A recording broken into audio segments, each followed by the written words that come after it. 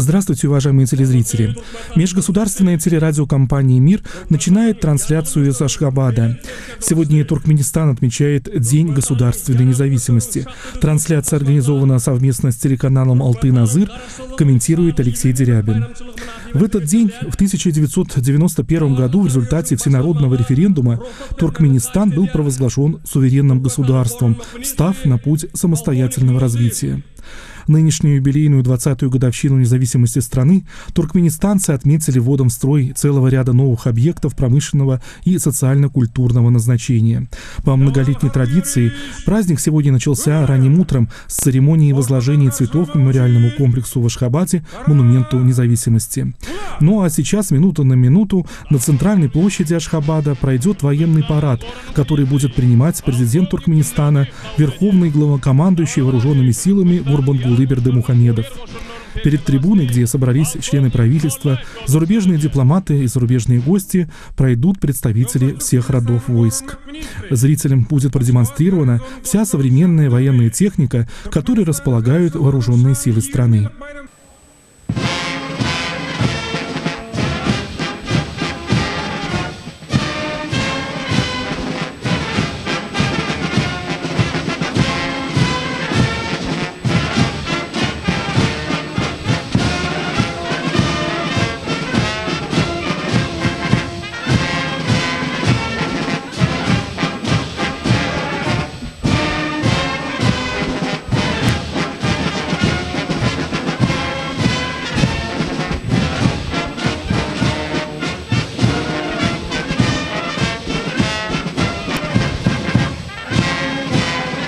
Türkmenistan'ın korunmak ministri hem de Türkmenistan'ın yaralı uçlarının Guriyel koşullarının tekerle açtı.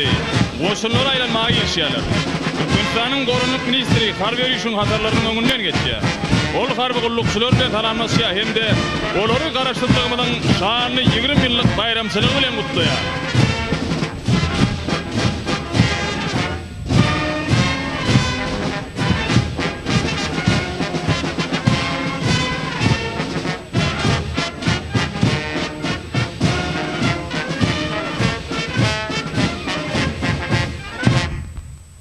Salam yollaş harp okuwçylar.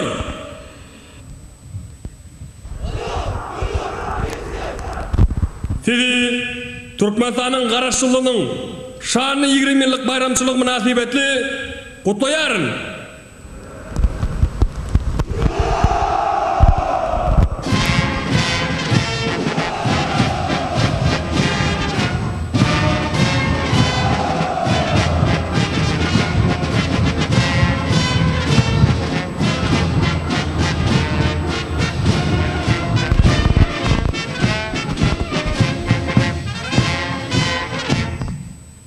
Salam yollaş terkerdeler.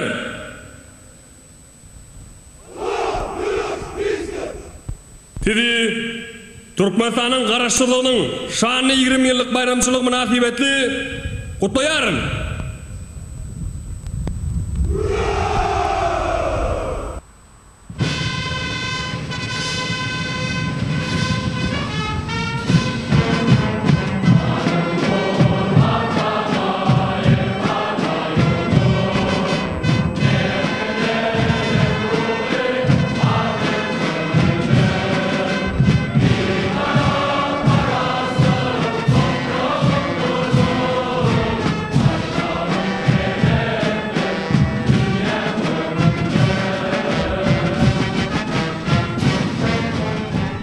Звучит государственный гимн Туркменистана. «Жизнь отдать я готов за родимый очаг, духом предков отважных славны сыны. Земля моя свята, в мире реет мой флаг, символ великой нейтральной страны.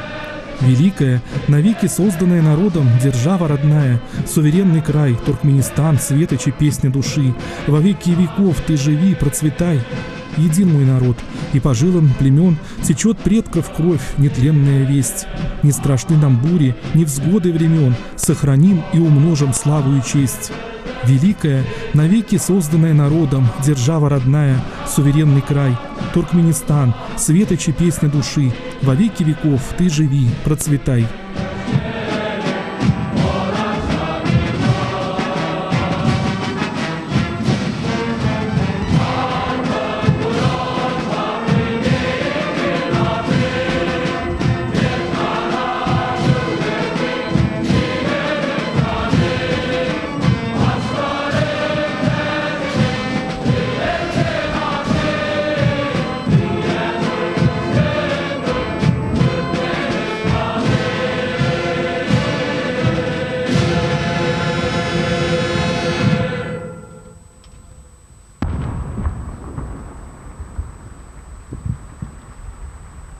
Soňur hormatlanylýan Türkmenistanyň prezidenti, Türkmenistanyň ýaraly güýçleriniň belen terkerde başdy. Türkmenistanyň ýaraly güýçleriniň şahsy düzümi şu mukaddes gün halkymyzyň öňünde mehriban watanymyzy soňky demmide çelli gözümizin göreji ýaly gorajakdygymyza kasam edýär.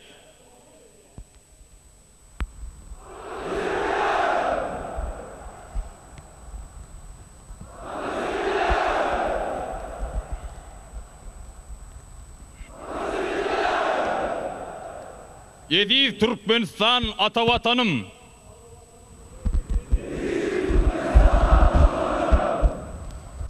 А сейчас военнослужащие произносят клятву. Туркменистан, отчизна любимая, край родимый мой, и в мыслях и сердцем я всегда с тобой. За малейшее зло, причиненное тебе, да отнимется рука моя. За малейший навет на тебя, да обессилиет язык мой. В час измены родине, президенту Туркменистана, священному стягу твоему, да прервется дыхание мое.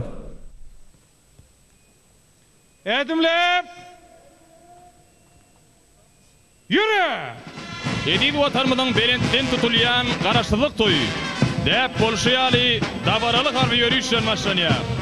Türkmenistanyň garaşsızlygynyň şanly 20 ýyllygy münasibetli geçirilýän dabaralyk harby ýörüş Türkmenistanyň döwlet paýdagy hemde Türkmenistanyň ýaraly güýçleriniň goşun görnüşleriniň tegeşşiň baýdaklary bilen açylýar. Bilşime diýäli aýratin hormatly bilen terkerdaşymyz şu ýylyň 19 oktýabryna Oğulhan Köşkler toplumuna, yurdumuzun ýokary harby okuw mekdeplerini we harby bölümlerini tegeşşiň baýdaklary gowşurdy. Bu tegeşşiň baýdaklar watan goragçylarynyň buýtonjy we şöhraty bolmak bilen yurdumuzun atudalygyny goramakda. Biziň tegeşşiň ruhumyzy hassa belende göterer. Edil watanymyza öçmejek söýgü dereder. Görşüňiz diýäli aýratin hormat garawul batalyonunyň eskerleri ýörüş darynyň owazy bilen tegeşşiň baýdaklaryň astynda buýtonçylyň adam urýarlar. Olaryň ýyly bilen Türkmenistanyň Gorunluk Ministrliginiň Beýik Tabar Türkmen Masadyna Harby institutynyň har mekdeplerine tälim alýan okuwçylar geçýärler. Hormatly bilen terkerde başymynyň tagallasy bilen ýakyn geljekde garaşsyz döwletimiň paýtagtyna bu ýaş watançylaryň döwrewap bilip almaklary üçin 600 ornuk harby okuw gurulyp ulanmagy beriler. Harby okuwçylarymyza şöhrat, şöhrat, şöhrat. Численность вооруженных сил Туркменистана составляет ориентировочно 100 тысяч человек. Расходы на оборону достигают, по официальным данным, почти $100 миллионов, примерно 3,4% ВВП. На первом этапе после получения независимости армия функционировала по советскому образцу, используя доставшиеся от СССР вооружение и военную технику. Затем в основу концепции строительства вооруженных сил был положен нейтральный статус Туркмении. Туркменские власти пошли по пути формирования малочисленной, но боеспособной армии, достаточной для защиты государственной целостности и национального суверенитета от возможной агрессии. Поэтому, несмотря на провозглашенный нейтральный статус Туркмении, армия была оснащена современными видами вооружения, в первую очередь ВВС и ВМФ на Каспии.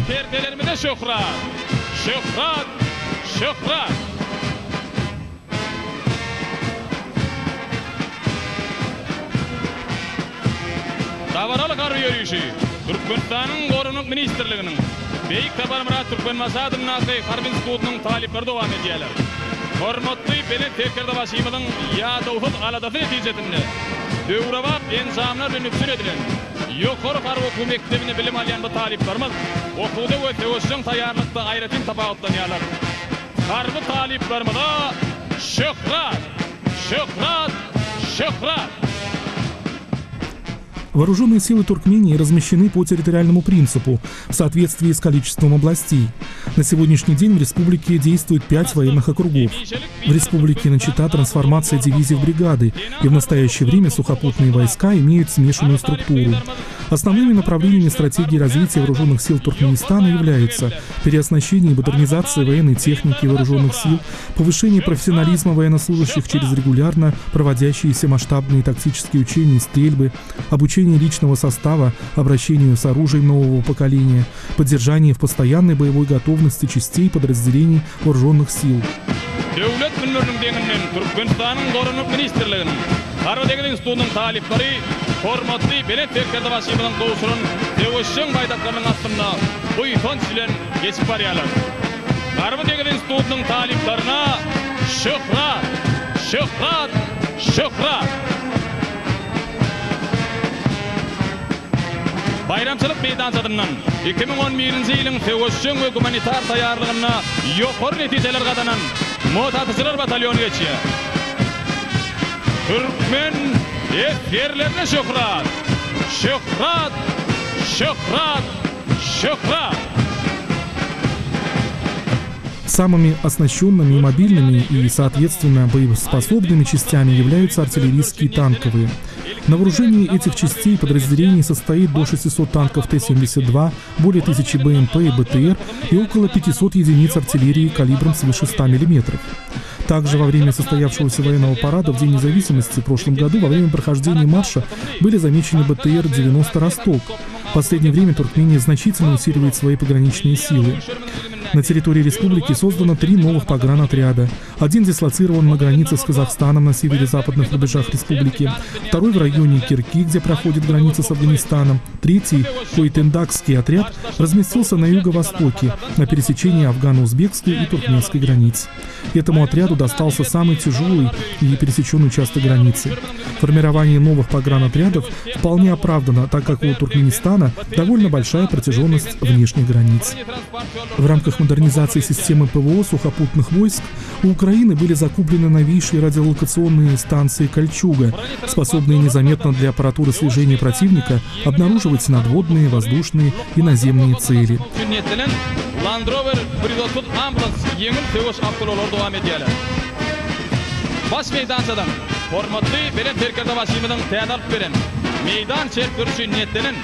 Ölçme harby hatlyhana toplumlary, kamat kızımly lukmançylyk awtolar geçýär.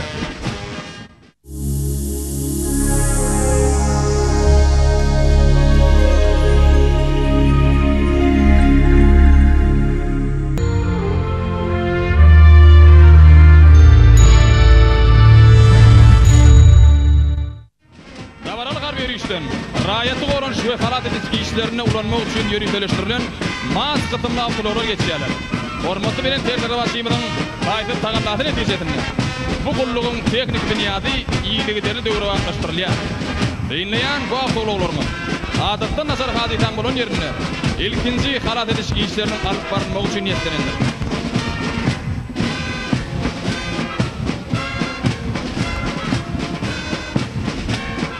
İkinji ýeňil awtologlar kerwanynyň gataryna Türkmenistanyň döwlet terhit gullugynyň bilimine täze alynan Toyota Hilux ve Skylar uçurmançyly uçurlara oturdulan Mantra hemde BMW Survivor 2 towutlanan awtologlar gataryndan gelýärler.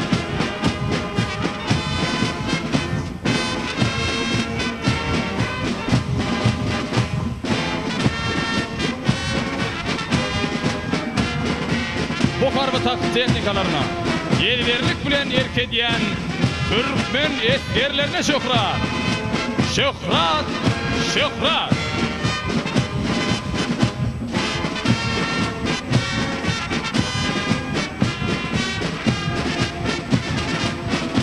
Dawaralyk harby ýürüşden Türkmenistanyň Içeri işler ministrliginiň güdümine täze satyn alyp goýulan olaryň öňüne Survivor 2 kysymly towutlanan ýeňil awtolary çekýär. Olaryň ýerinden muvaffaqatar urak gelýän Uaz Patriot ýeňil awtolary şeýlekem Toyota Tundra Platinum kysymly ýeňil awtolary baýdançylyk meýdan tamam edýärler.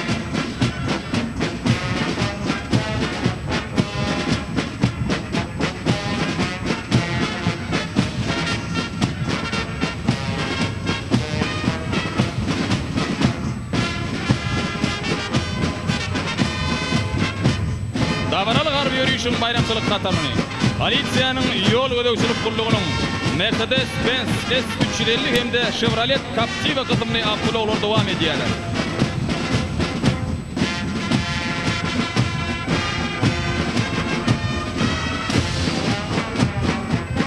Üçüncü mekaniziýlerim kerwanyň öňüne häzirki zamanyň iň kämil döwüş tehnikasy bolan T-90 tanklar çekip gelýär. Bu kuwatly harby tehnikalar garşylaşyň sowutly tehnikalaryny etqalaryny hemde şakı düdümünü hatardan çıkarmak üçin niýetlenler. T-72 em kızımly sowutly tewes tehnikady münbere goýulak gelýär. Terkerdelik mektebiniň beýik boğulmy hormatly bilen terkerde başlamaly. Bu kuwatly harby tehnikada bu päsgelçiliginden geçip mertligiň we ýedermenligiň belet tutmagyny görkezdi.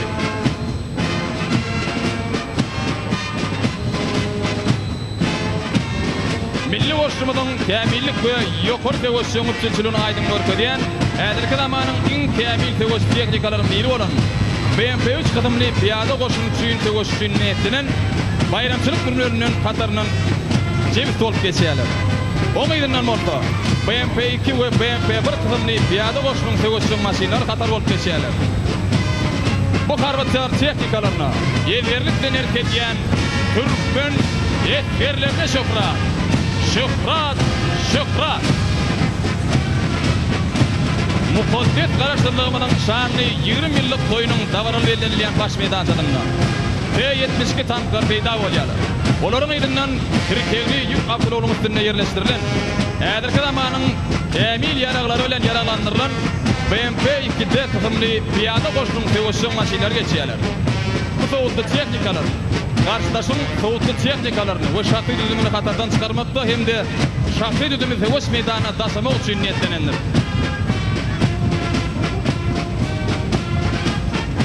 Bayramçylyk günleriniň deňinden BMP-1 kızımly piyada goşunyň tewessüň tehnikalary geçýärler.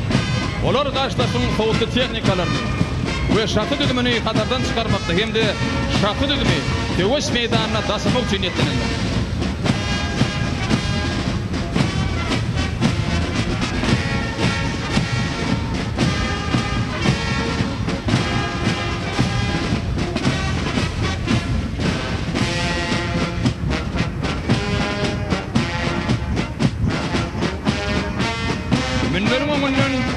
Artilleriya goşunlarynyň 2S1 Gvastika kızımly öýle hereket edýän tewes tehnikalary geçýärler. Bu ýetwarly tewes tehnikady karşıdaşyň dolandyryş nokodyny sowutly tehnikalary we şahsy düdümini hatardan çıkarmak üçin niýetlenendir.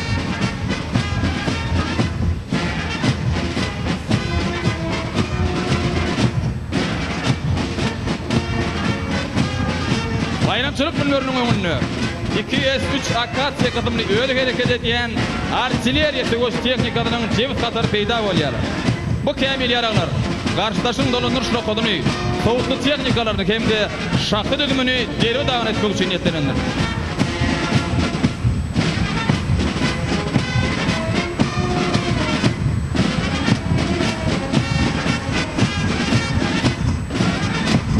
Şyýlka kızımly asmana tutupmy karşıdaşyň betden uçýan uçurlaryny, wedik uçurlaryny hemde ýada goşunyny hatardan çıkarmak üçin niýetlenendir.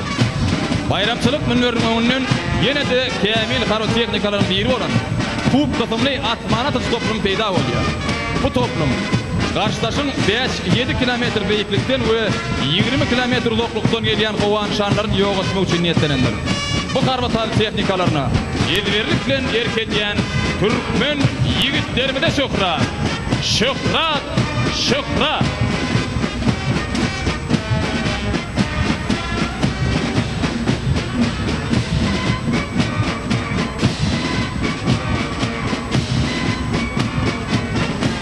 Olaryň hatarlaryny Strela 10 kızımly asmana atıcı raketa toplum dowam edýär. Bu asmana atıcı toplum 3,5 kilometr beýiklikden we 5 kilometr uzaklykdan gelýän gowan şanlaryny ýok etmek üçin niýetlenendir.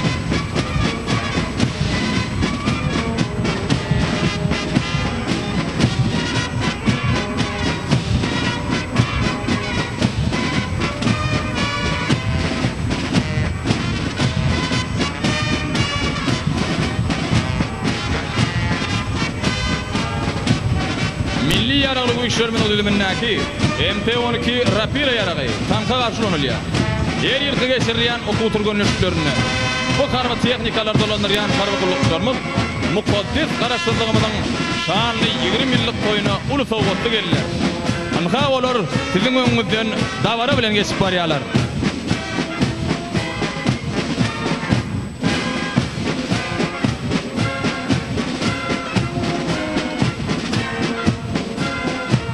bayramçılık münasibetli davaral garby yürüyüşü. 122 mm-lik D30 kızımlı gaubitseye matnaşya. Türkmen eskerleri bu harbiçar texnikalarına ustatlık bilen erkediyalar. Türkmen topçularına şöhrat. Şöhrat, şöhrat.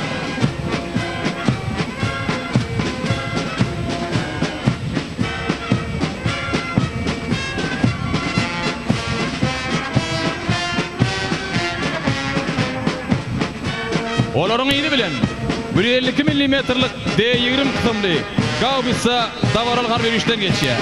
Türkmen eskerlerinin bu harbi texnikalara ezberlik bilen erkeklikleri bizi hatem buysanlar ya. Türkmen eskerlerine şöhrat, şöhrat, şöhrat.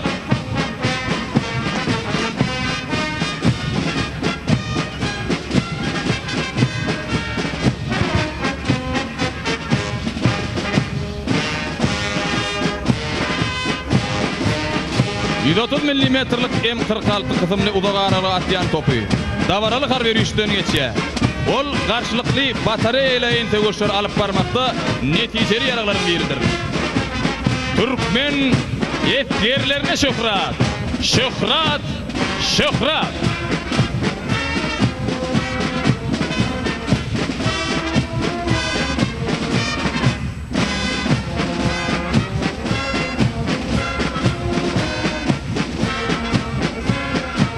Bir 52 mm-lik Mustafa kızımlı Türkiye'nin yan topu. Yurdumuzun yararlı güçlerinin maddi teknik bünyadını devre vaklaştırmak için tezalından yararların bir görünüşüdür.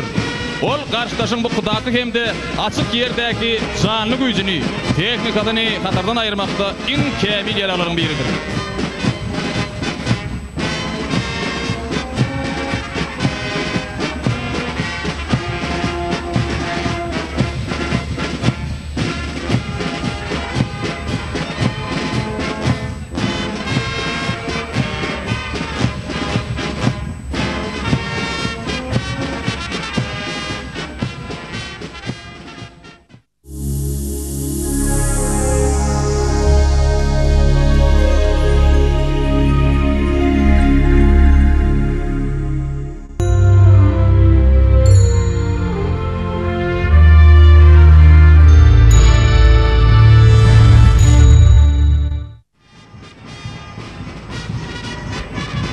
Davaralı harbi yürüyüşün bayramçılık katarını Türkmenistan'ın devlet serket kulluğunun Avgusta 139 hem de Türkmenistan'ın neşelere karşı görüşmek baradaki devlet kulluğunun Avgusta 109 kısımlı dikuşorlar devam ediyorlar.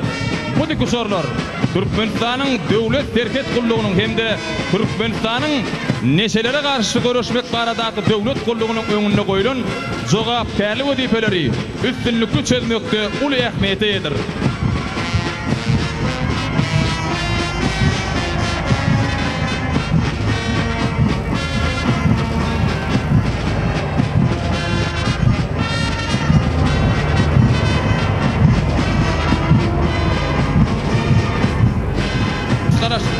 Mukaddes karaştırlığımızın şanını 20 yıllığı münasibetli geçirilen davaralı harbi yürüyüşü Türkmenistan'ın devlet serket kulluğunun harbi çormalarının toğutlu geldiler. Görüşünü diyali Türkmenistan'ın devlet serket kulluğuna değişti olan Mi-8 MT kızımlı dikçorları baş meydansadan davara bilen geçiyorlar.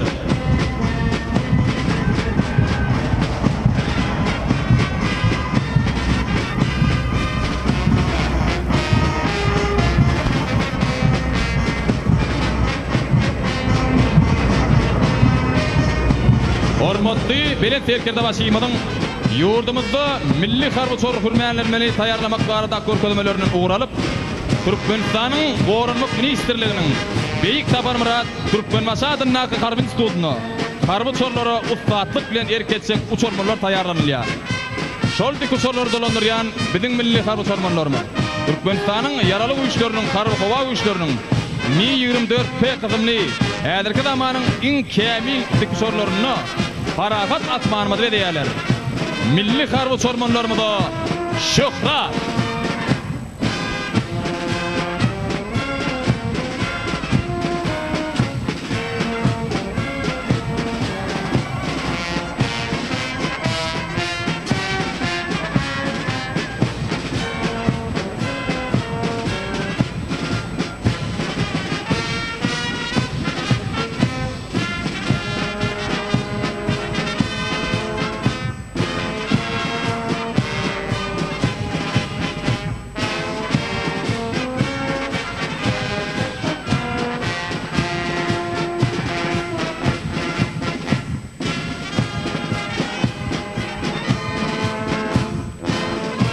hormatly bilen terkerde başymyz. Edik vatandaşlar, baş meydan çamyň üstünden Türkmenistanyň ýaraly güýçleriniň, harby howa güýçleriniň Mi-17 we 5 hemde Mi-8 MT kızımly dikusorlary geçýärler. Bu dikusorlara başarlykly erketýän milli harby sormanlarymyza şöhrat.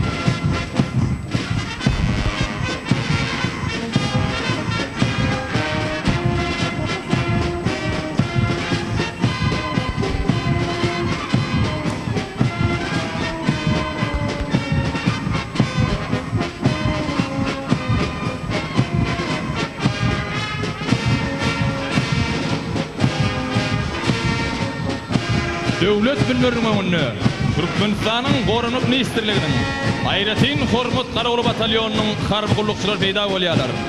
Olar döwlet derejesinde geçirilýän bayramçylyklarda, şäherlerde hemde harby ýürüşlerde öz ukyp başarlyklaryny görkezip, garaşdyrlygymyzyň şanly 20 ýyllygyny öz ustatlyklary bilen dawralanýarlar.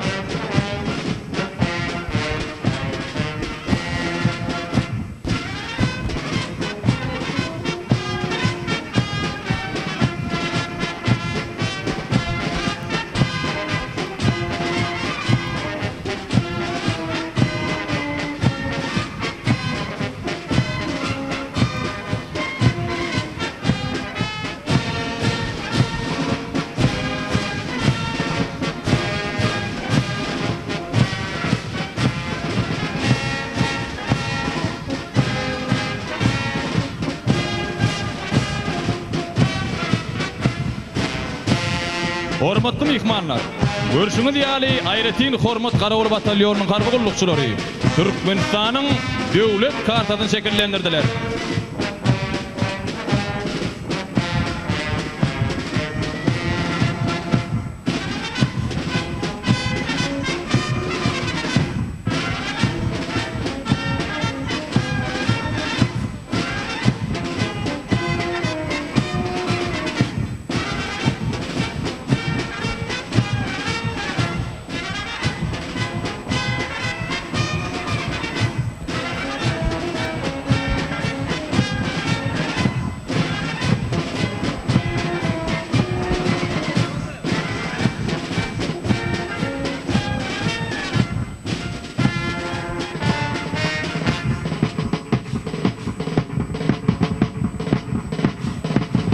Aýratyn hormat garaly batalyonunyň harby gullukçylary ýara ulanmagyň ustatlygyny hemde ýaragda dürli insetilsimleri görkezýärler.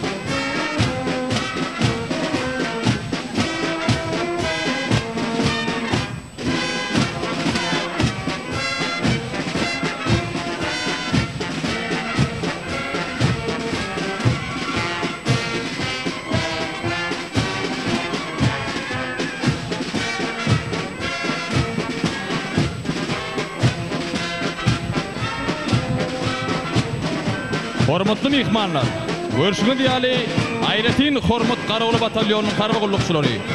Adamny ýörüşlen baş bayramynyň şanyna 20 ýyldan ýazgyny emele getirdiler.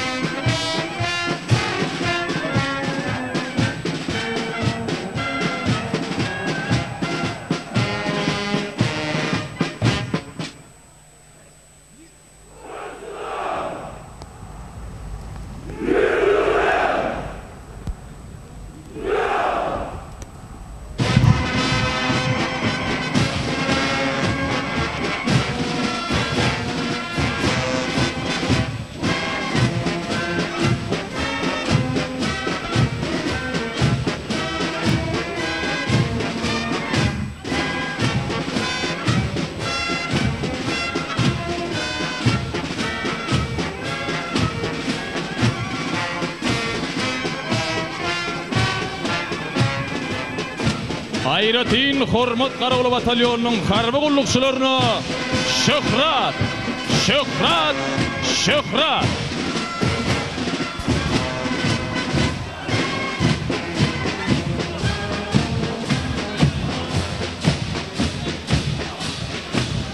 Watanymyzyň garaşdyrlygynyň 20 ýyllygy münasibetli geçirilýän dawaralgar berýüşi. Milli ýaragly güýçlerimiziň birleşdirilen harby orkestr dawaralary. Birleşdirilen harby orkestrň terkerdeti Türkmenistanyň Sunugotda at gadanan işgäri podpolkovnik Öwliýaguliýew. Watan gorowçylarynyň ruhuny galkandyrmakda, ýurdumyzda geçirilýän her bir bayramçylygy täze aýdym sazlar bilen dawarlandyrmakda ýaragly güýçlerimiziň birleşdirilen harby orkestri uly işler alyp barýar.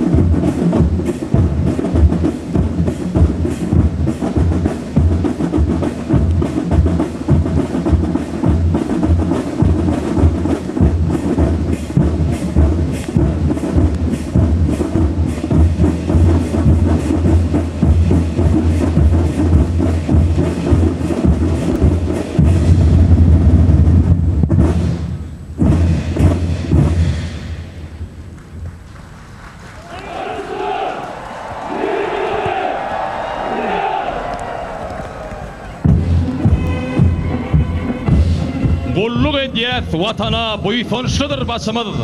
Garaşsız hem bir taraf diyar göğün hoşumuz. Belpelleye atmana parakatlık kuşumuz. Kalkınışı zamana dillerimizin tenasi. Biz bir karar vatanın sarsmaz polut kalası. Yaşasın garaşsız Türkmenistan. Yaşasın Türkmen halkımız. Yaşasın hormatlı belen serkerde basımız. Biz Türkmen eskerleri ata vatanımıza şek getirilmeyene yol vermeyecektigimizi, vatançılık kazanımıza hemişe vefalı olup, yurdumuzun parakatçılığını, asudalığını, hormatlı belen serkerde basımız. Sizin taşınıza berk cevitleşen halkımızın avadan durmuşunu, munnon meyleğe mekem koruyacaktıgımızı, şu acayip gününü kasam ediyet, kasam ediyet, kasam ediyet.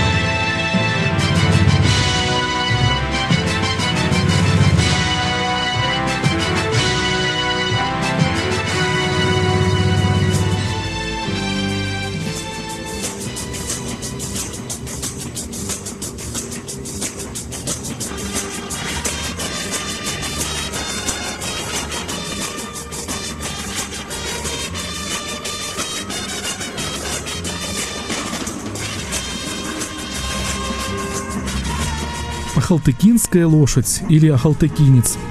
Верховая порода лошадей, выведенная на территории современной Туркмении, предположительно около 5000 лет назад.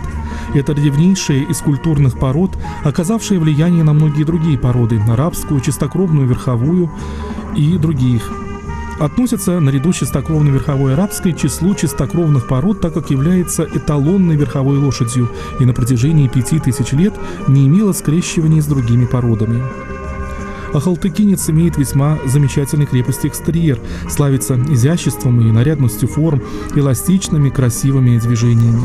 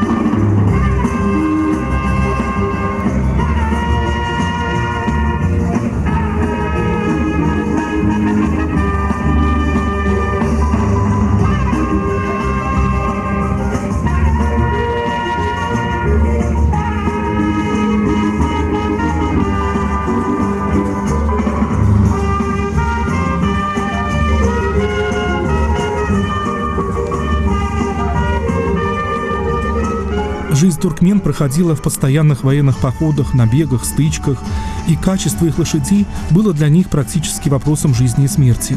Конь был настоящим боевым другом туркменского воина, готовым, если нужно, защищать его при помощи зубов и копыт.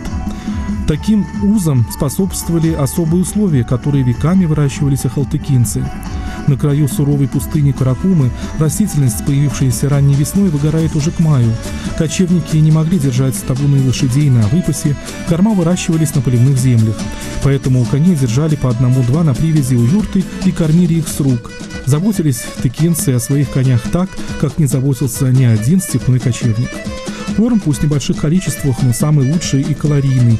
Отборный ячмень, высушенная люцерна в снопиках, лепешки, смазанные бараньим жиром. В экстремальных ситуациях в походе туркмены даже набивали рот коня салом. Особенности кормления, традиционного тренинга и использования сочетания резвых скачек на короткие дистанции и длинных изнурительных походов – все это сказалось на экстерьере и интерьере, внутренних особенностях породы. Лошади стали поджарами и сухими, без лишнего жира, необыкновенно выносливыми и нетребовательными количеству и качеству пищи. Чтобы уберечь лошадь, стоящую под открытым небом, от зноя и холодов ее постоянно укрывали попонами из кашмы. В особо холодную погоду лошадей даже заводили в юрты. Жеребенок рос как член семьи, окруженный лаской и вниманием. В результате ахалтыкинец стал лошадью с чрезвычайно тонкой психической организацией. Он умен, горд и не привык выставлять свои чувства на показ, однако способен на преданность и привязанность к своему хозяину. Ахалтыкинец очень хорош для верховой езды, его движения эластичны и неутомительны для всадника.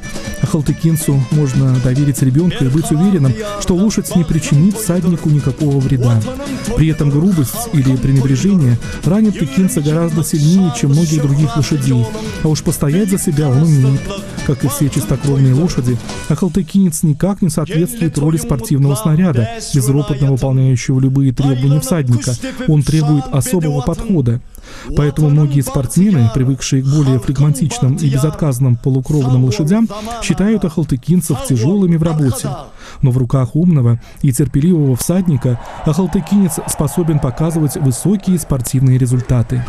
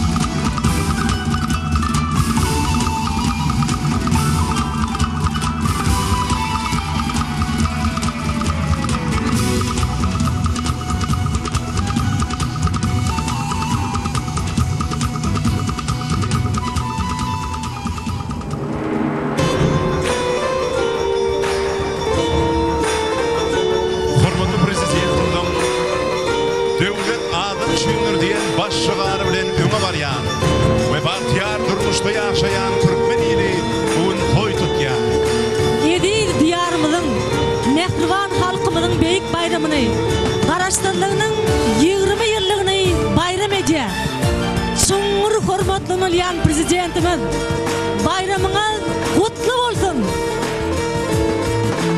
Halkınız zamanısının midemiz bünyadını berkarar edin.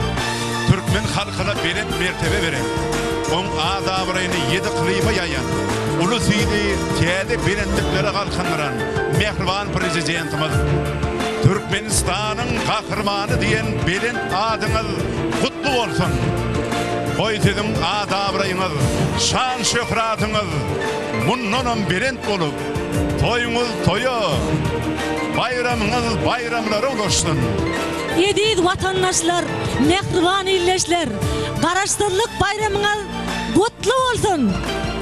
Koy garaşsyz, hemişelik bir taraf Türkmenistanyň şuňur hormatlanýan prezidentine, Türkmen halkynyň gahrman ogluny, elmydama bagtyarlyk, rowaşlyklar yaran bolsun. Goý Türkmenistan dursun, hormatly prezidentimiz dursun. Koy Türkmenistan dursun, Türkmen halky dursun.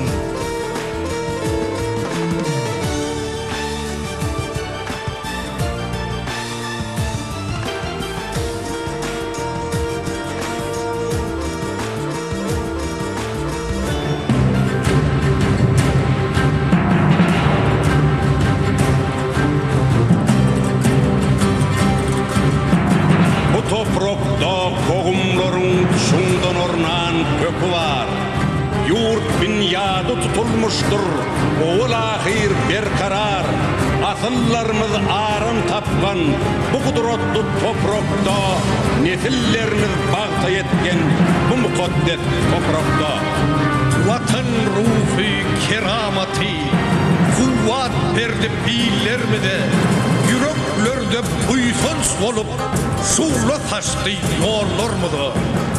Boy boylayıp tazim kıllım kuren kuren ilermede, oğullarım kadim kendi şehri vardır bu toprakta.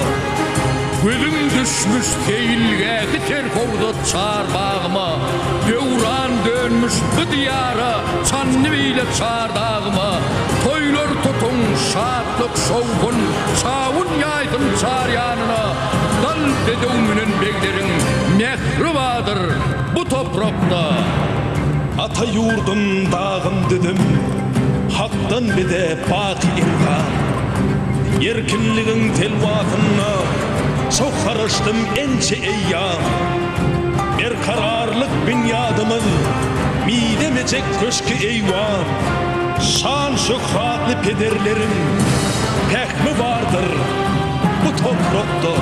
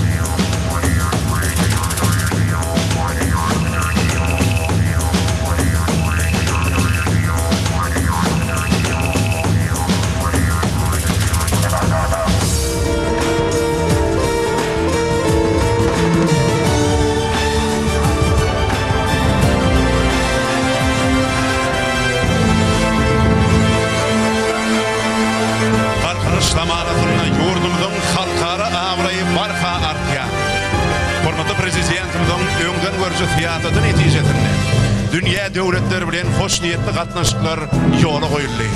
Türkmenistanyň dünýä taryhyna tutýan ornum halkara abrayam barha arşaganýa.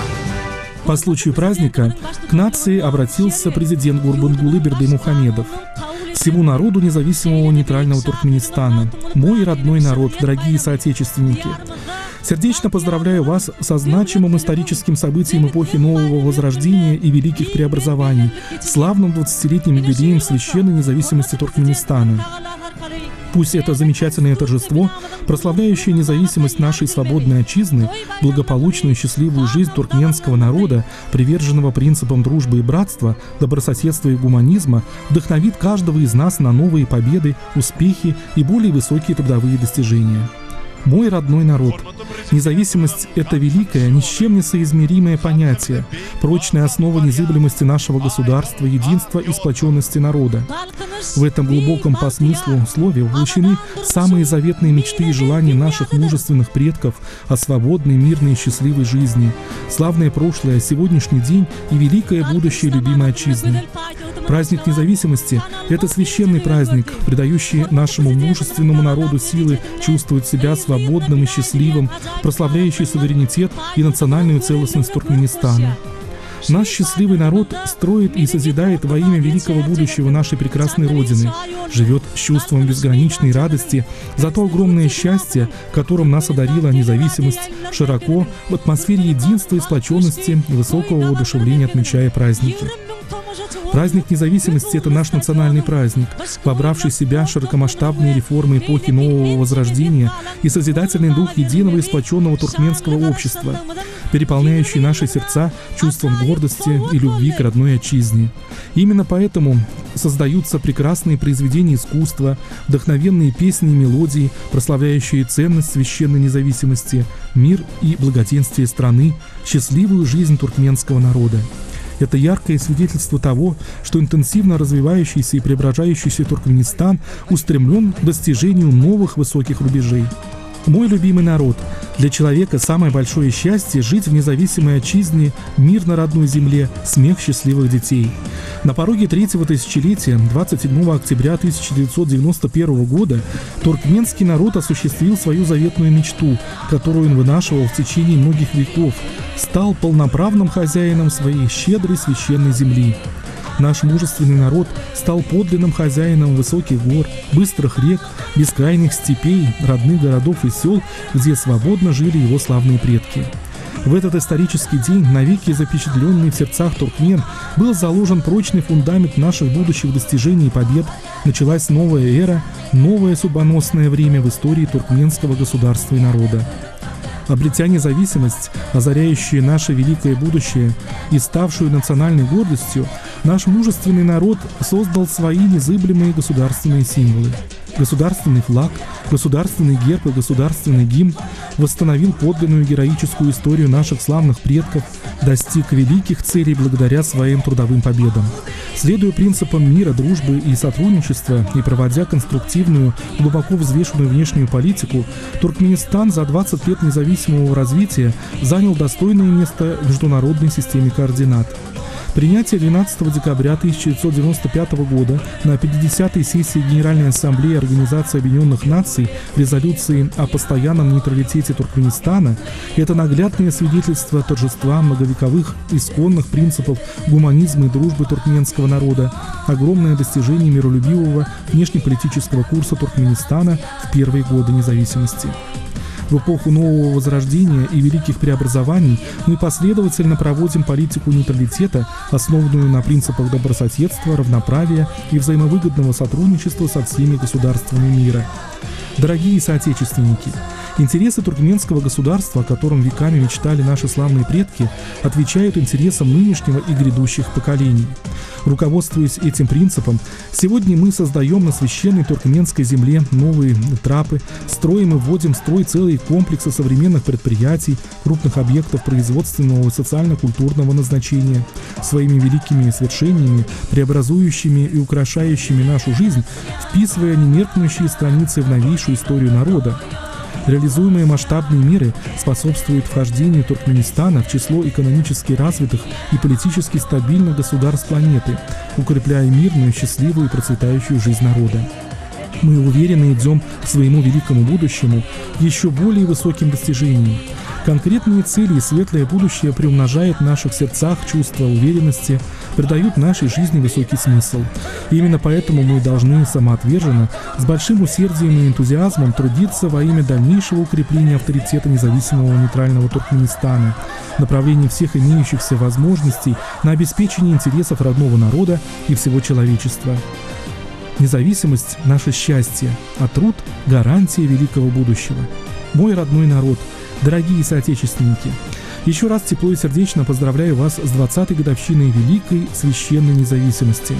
Пусть неизменно сопутствует нашей нейтральной отчизне мир, единство, благополучие и процветание. Желаю вам крепкого здоровья и успехов, всегда жить под мирным небом, счастливо, с чувством великой гордости за свою независимую отчизну.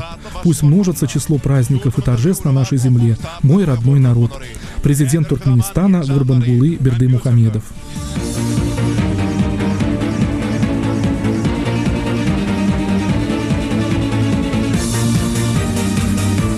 Hormatly prezidentimiz şöhrat. Türkmenistan'ın bilim ulgamının işgärlerine, Türkmen taliplerine şöhrat.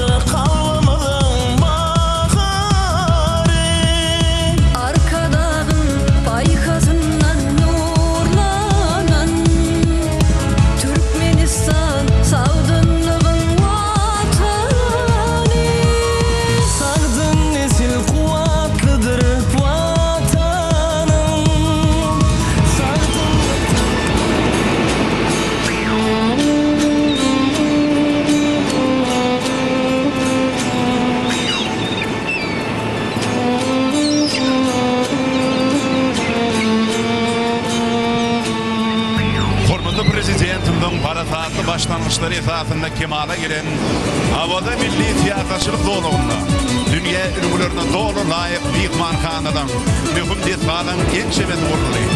O zaman Kadar'ın papalı kenarında kemale gelen bu cennetin mekanına ah berbere betlenen taşan mihmanxanadan bilen imarattan vurulmalı. Öder havadan görkünü hatamattırdı. Acayip binalar bilen eleme meşhur olan abada dine bir öğüt yurdumuzdan nel eydem daşar yurtlardanım din çalmaya gelen adamdan tani barka artmak bilen zamanan kudreti baktın mekani dünya yurtlarına yalkın mekani oğulluğun nüfku halkın mekani bakır kadar merceni sen abada dünyanın dostluk merkezi sen abada.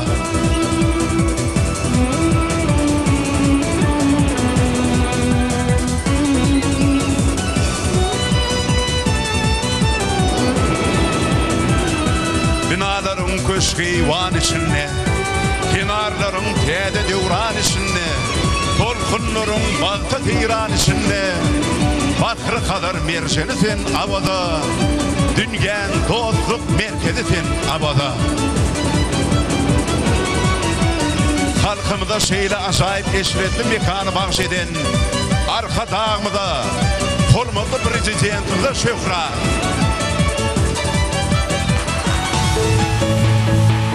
Türkmenistan'na tiyakatçılığın täze industriyasını döretmek Türkmen devletinin ileri tutyan uğurlarının biridir. Şoňa görä-de Hazar deňiziniň kenar ýakasyna döredilen awada milli tiyakatçylyk zoology aýratyn ähmiýete edir.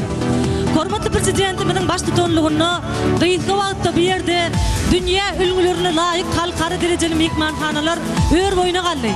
Türkmenistan tarihte kadim medeniyetin vatanı hükmünü ulu avrayı edir. Dünyanın 7 çatırı değil vatlandırılan bizim ülkemiz beyik yüpek yolunun esası böyle hükmünü tanılıyor. Bunun hemmeti Türkmenistan'na siyakatçılığın vesmeğine amatlı şertleri dürecek. Darkınış zamanatında yurdumuzun bedentiyeli ve sport ulgamınladı. Ulu yetişler kazanılıyor. Türkmen Türkmenlerinin dünya yarışlarına bayraklı orunları eğilemeyi, sport muştoklarını beğendirip, şanlı karışçılık bayramımızın şovkun şağalarını hatamattırıyor. Hormatly prezidentimizin taýtly tagallalary bilen 2009 ýyldan başlap Ahal, Mari, Leba, Balkan we Daşowut welaýatlaryna 10 000 orunluk stadionly sport ethanlary, şeýlede beden terbiýe tagaldyş toplumlary, sport mekdepleri ulanma berildi.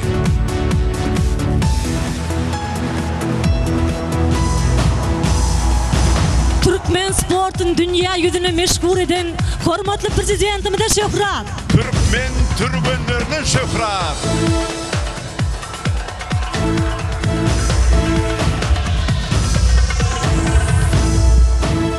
Berkarar yurdumuzun şehirlerini, etraflarını, obalarını, dürlü maksatda acayip binalan kurulmağını Türkmen kuruluşçularım ulu koşan koşuyalar. Hormatly prezidentimizin obalan, şehirlerin, etraftaki şehirlerin ve etraf merkezlerinin ilatının durmuş yaşayış şartlarını özgörtmek boyunca 2020 yılı döwür üçün milli maksatnamasını üstünlükli durmuşa geçirmekte. Kuruluşu buğdağına ulu yetişler kazanılıyor. Halkın zamanatında yurdumuzda kuruluşu işlerinin hatamı başlanmağı, halkın arkadağının, edil halkının bahtiyar yaşama uğrunaqı, eğer kulu anadalarının öz borçlu suutnamasıdır. Erkanı vatanımızı, mehriban halkımızı eğitilmez bahtiyarlığı, eşretli zamana yetiren hormatly prezidentimize şöhrat. Türkmen kuruluşçularına şöhrat. Toylar toyulaşan Erkanı yurdumuzda nebit qadılgımy, tarihi özgörüşleri betlenýär. Täze tebiği baylıkların yataklarının tapılmağı, Türkmen nebit qadynyň dünya çıkarılmağı, bu buğdakta alınıp barlayan işleri hatam qalkındyrýar. Bugün acayip zamanamızda nebit qady işgärlerim, hormatly prezidentimizin alıp barýan içeri hem daşar siýasatyny dolu gollap, öz çäksiz hoşallyklaryny bildirýärler.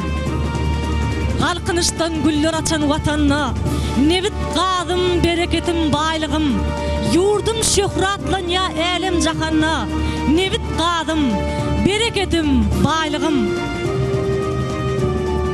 Erkanı vatanımızı, mehriban halkımızı eğitilmez bahtiyarlığı, eşretli zamana yetiren hormatly prezidentimize şöhrat. Türkmenistan'ın nebit qadylgymynyň işgärlerine şöhrat.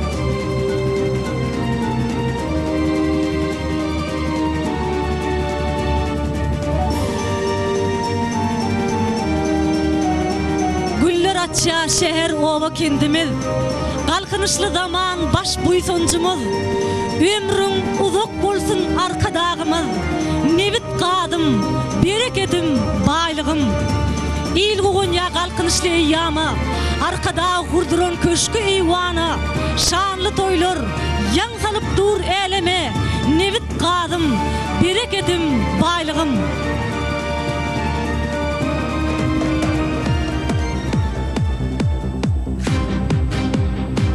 Kalkınış zamanında yurdumuzun energetika buğdağına yetiren tepkiler, halkımızı kuvandır ya, kalkınır ya. Hormatly prezidentimizin yol başçılığına elektrik enerjisini öndürmek, bu uğurda täze mümkinçilikler açmak ve işe girmek babatda kazanılan acayip üstünlükler, elektroenergetika buğdağının işgärlerini gayratlı dähmete kalkınırya. Bugün Türkmen hünärmenleri halkımızı elektrik enerjisi bilen üçnetmek, naşar yurtlara iberleyen elektrik enerjisinin göçmerini arttırmak babatda netijeli işleri durmuşa geçirýärler.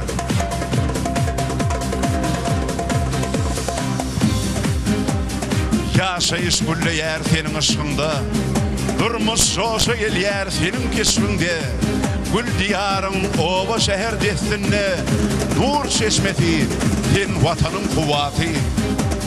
Kalkın sen yurda milli senağı, Türkmen toğu bugün dünya himayet, sen bir ägir desha sarkmaz imaret, nur çeşmeti gül vatanın kuvvati.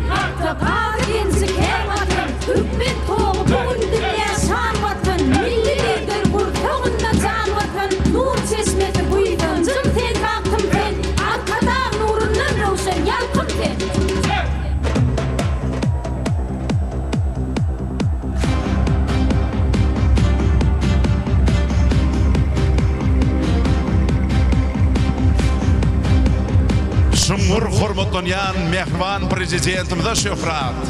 Beyik halkınışın ak yollarına kalkınan Türkmen energetiklerine şöhret.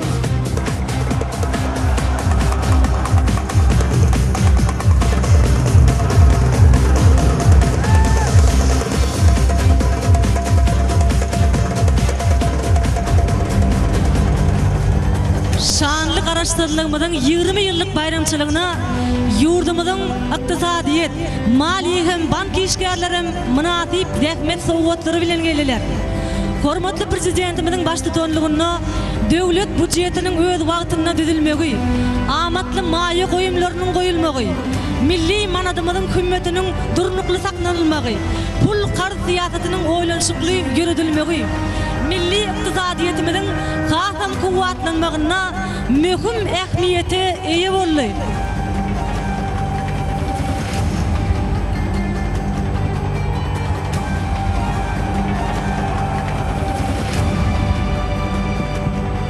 İktisadi toplumda beýgelýä gül watanmaz, ýeňişlere ýar bolýa, ýagşy maksat tutanmaz. Ak bazarda hümmetli, täze türkmen maksady, maliye ulgamyna, öňe ýurdumyň bady. Kalkınış zamanatynyň eşiretli günlerini halkyna bagş eden Elil Arkadamyda şöhret.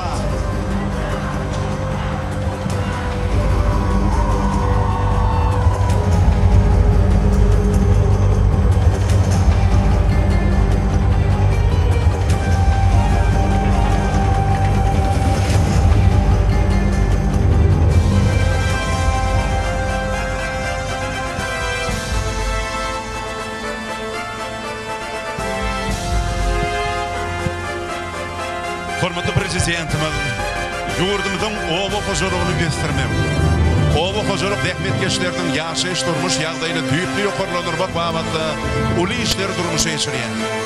Oba hojalygyny galkandyrmak barada kabul edilen taryhy çözgütler, şol çözgütleriň esasyna kanunçylyk bünýadynyň puwtalandyrmagy, öňçülük iqtisady gatnaşyklaryny kämilleşdirmegi, bunyň ählisi kalkınış zamanatyna ýaşaýan türkmen halkyna, şolganda türkmen daýkanyny halal işlemäge, öretmäge, gurmagy, toprakdan bol hasyl öndürip, eşiretli durmuşda ýaşamagy döwlet tarapyndan ähli mümkinçilikleriň döredilýändigine aýdyn güwä geçýär. Kalkınış zamanatyna hormatly prezidentimizin parasatly ýol başçylygyny, bu puwdoklarny barlayan giň gerimli işleri, yurdumyzyň oba hojalyk, suw hojalyk, tebigaty goramak ministrlikleriniň, türkmen oba hyzmat, türkmen galla önümleri, adyk senagady, türkmen mallary assosiasiýalarynyň, türkmen paýda döwlet konsertiniň işgärleri münasip goşan goşýarlar.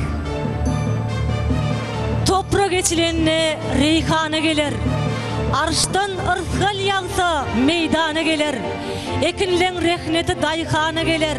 Buğday ekýän halkyň dayanjyň watan, paýta ekýän halkyň guwanjyň watan, arkada ak bagtyň buýsanjyň watan. Ak paýta tehradan täsin sungaty, ak buğday ýaýladan gençi gymmaty, eýsilmesin tehradyň hümmeti. Buğday ekýän halkyň dayanjyň watan, paýta ekýän halkyň guwanjyň watan, arkada ak bagtyň buýsanjyň watan.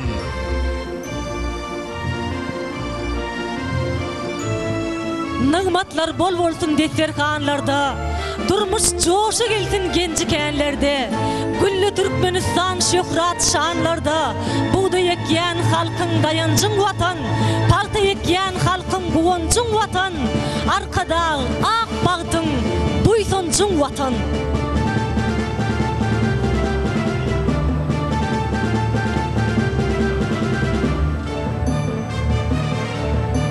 Hormatly prezidentimize şöhret, oba hojalygy işgärlerine şöhret.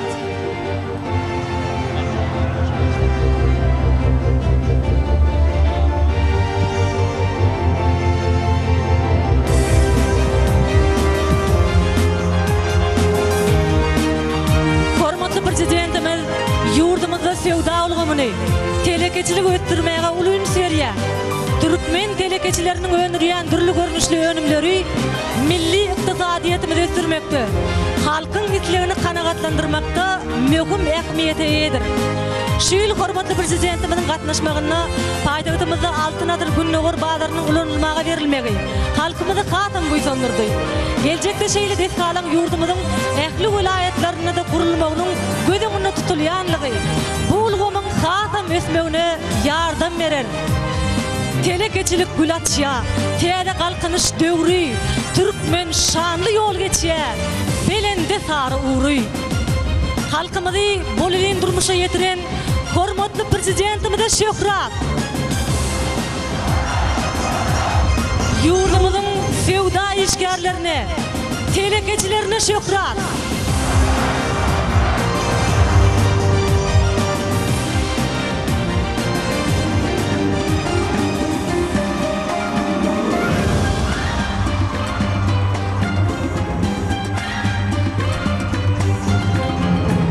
Hormatly prezidentimizin milli iktisadiyetimizi diversifikasiyalaşdyrma uğruna alyp barýan uly işleri we ýadawsyz aladalar netijesinde ýurdumyzyň dokma we haraçylyk ulgamy şart tepkilerde ötýän bu doklaň birine urly. Häzirki wagtda Türkmenistanyň dokma senagat ministrliginiň düdümine ýüde golay idara kärhanalar, şoltanyna paýta girji we dokma fabrikler, dokma toplumlar, tikil fabriklary, ýüpe göndirýän kärhanalar, aýakta fabriklary we göni gaýtadan işleýän zawodlar ýerýär. Halkymyzyň baş bayramyny garaşdyrlyk toýuny munasyp sowgatlar bilen garşylamak çeperellik halyçylanmadyň, dokmaçylanmadyň asylly ýörelgesine urly. Türkmeniň milli buýsonjy nepis halyň, döwrebap dokma toplumlaryny öndürilýän dokma önümleriniň hyridary bugün barha köpelýär.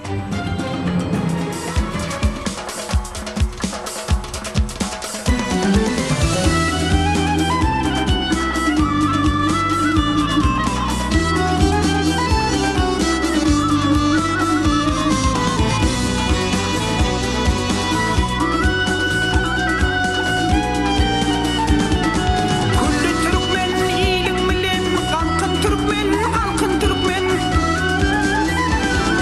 halkı da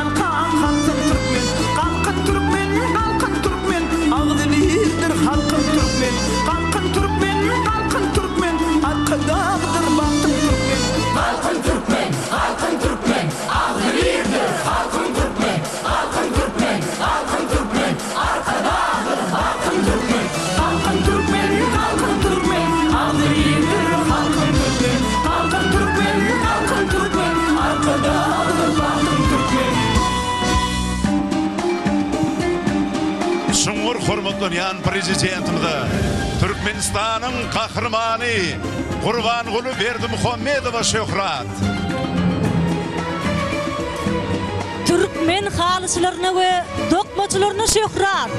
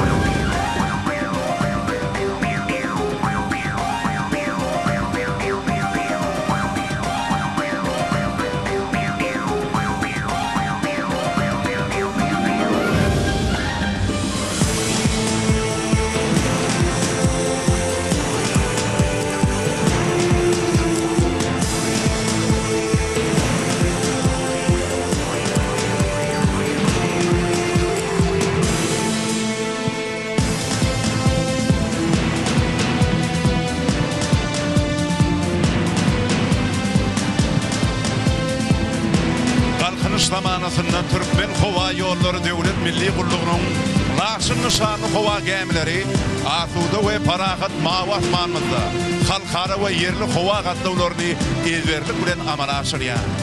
Acayip zamanada yaşayan ağzı bir halkımız yukarı amadlıklı hava gemilerini dünyanın istenlik günceğine barıp gelip bilyeler.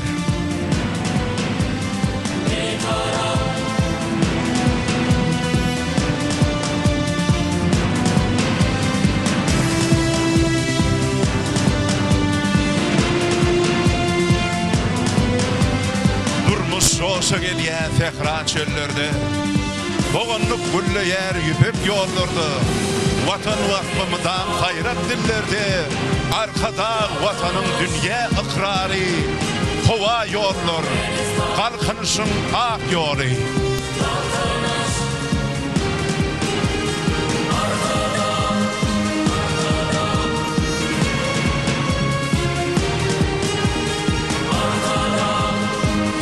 Prezidentimize şöhrat, Türkmen Hava Yolları Devlet Milli Kuruluğu'nun işgärlerine şöhrat. Kalkınış zamanatında Türkmenistan'ın milli iktisadiyetinin yukarı depkinine ösmeğine demir yol puduğunun işgärlerim münasip koşun koşuyalar. Häzirki wagtda Demirgazyk Günörtü halkara ulu geçelgetinin kuruluşunun güýçli depkinine dowam etmegi, täze demir yol şahalarynyň gurulmagy, daşary ýurtlardan tiplavozlaň, vagonlaň satyn alınmagy muň aýdyň subutnamatdyr.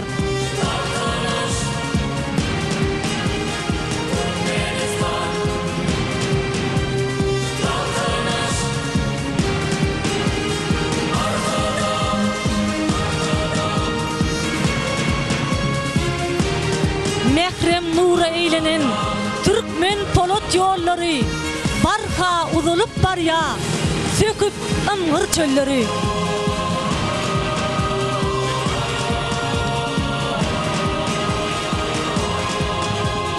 Yurdumuzu ulu edişlere betken hormatly prezidentimize şöhrat. Türkmenistan'ın demir yol, deniz ve derya yollar buğdaklarının işgärlerine şöhrat.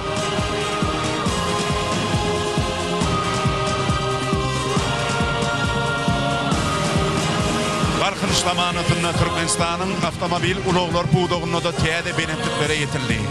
Bir karar vatanımızın dürlü günceğinde dünya derecelerde qabat gelýän häzir zaman avtobuslarımızın, taksilerimizin yüzlerce halkında hizmet edýär. Häzir wagtda garaşçylygymyzyň şanyny 20 ýyllyk münasibetli gödegine tutulan meýilnama laýykdy.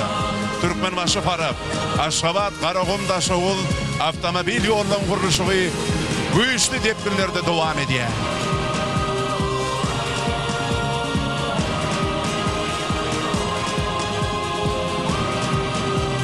Polat yollar, hova yollar, ak yollar, dünya yalkın saçyan täze bagyt yollar, görsenle birleşýä täze ballar, kalkınış zamanaň ajap yollary.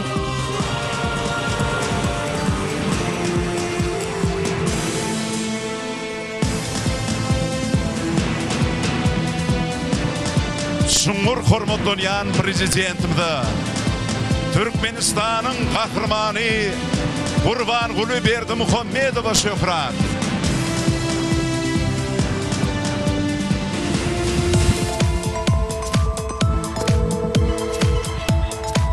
Yurdumyzyň ary gatnaşy ulgamy galkynyş zamanamyzda tarihi özgörüşlere betlenýär. Şu ýyl ary gatnaşyk ministrliginiň täze binasynyň ulanylmaga berilmegi, ary gatnaşykçylaryň ençemetiniň täze jaýlara göçüp barmagy, ulgamyň kämil tehnologiýalar bilen enjamlaşdyrylmagy bu pudokda gadanylýan ösüşleri kasam artdyrýar.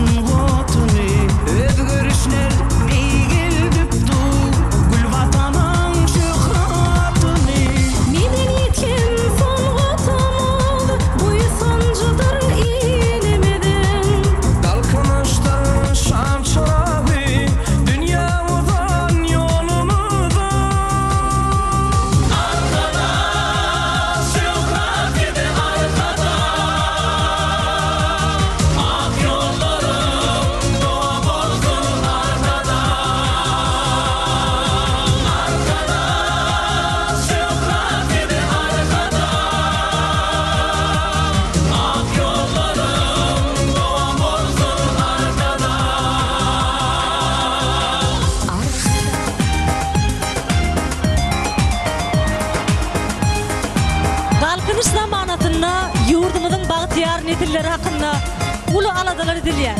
Hormatly prezidentimiziň başlangyçlary etatyna täze mektepleň, çağalar tagaldyş we dyn jaş merkezleriniň ýygyderli gurulmagy ýaş netilleň kalbyna ganat bekledýär.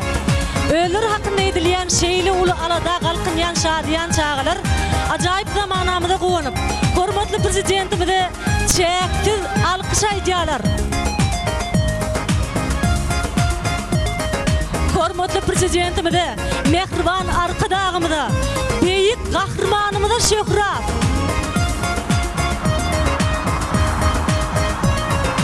Bagtyar netilleri şöhrat.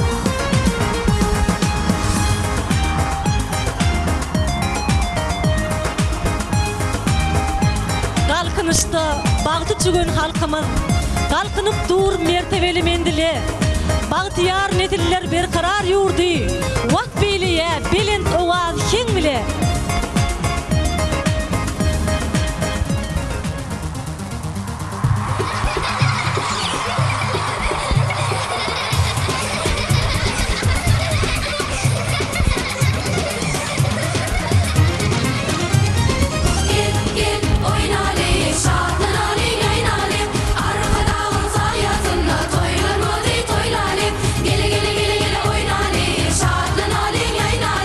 Arkadaşlar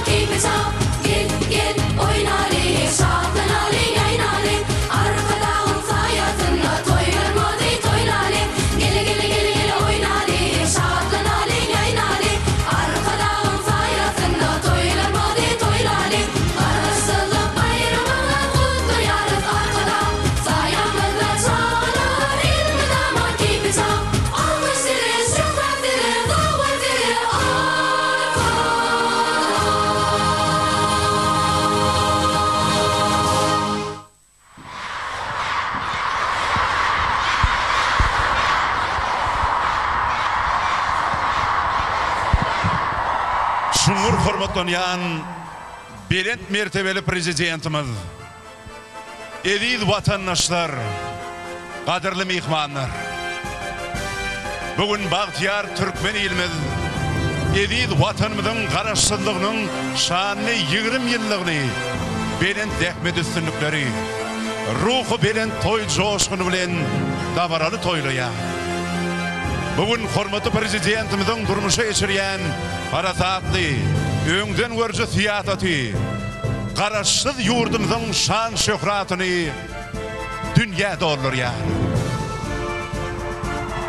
Beýik galkynyş zamanatyna berkarar döwletimiziň, agzybir halkymyzyň bähbidi üçin döwletli işleri durmuşa geçirýän hormatly prezidentimiz.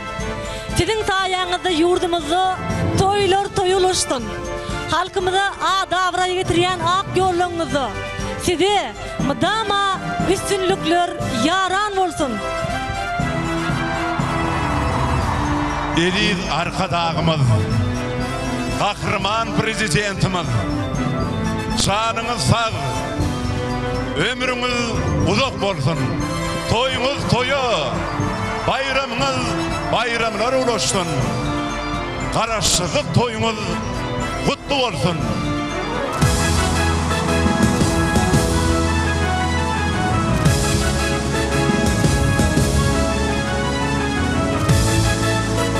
Подходим к завершению праздничной трансляции из Ашхабада. Сегодня Туркменистан отмечает 20-ю годовщину государственной независимости. Трансляция была организована межгосударственной телерадиокомпанией «Мир» совместно с телеканалом «Алтын Азыр», комментировал Алексей Дерябин. С праздником вас, дорогие друзья! Счастья, радости, мира и благополучия вам и вашим семьям. До новых встреч в эфире, уважаемые телезрители!